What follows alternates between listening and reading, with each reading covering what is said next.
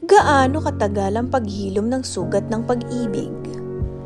Ang tagal ng paghilom ng sugat sa pag-ibig ay walang eksaktong sukatan dahil bawat tao, bawat karanasan ay bawat puso ay may kanya-kanyang paraan ng pagdadala at pagbangon. Pero narito ang totoo at taus-pusong sagot. Una, depende ito sa lalim ng sugat.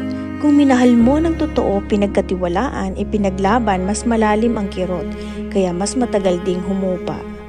Pangalawa, paghilom ay hindi laging diretsyo.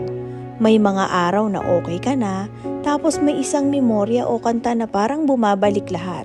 Natural yan, ang paghilom ay parang alon, may paatras, may pasulong, basta ang mahalaga, hindi ka sumusuko.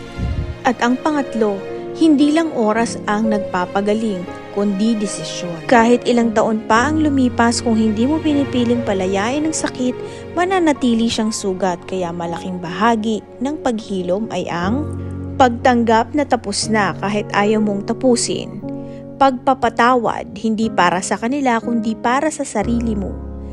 At pagpili ng sarili mo araw-araw kahit ang puso mo ay sugatan pa. Like this content? Follow for more.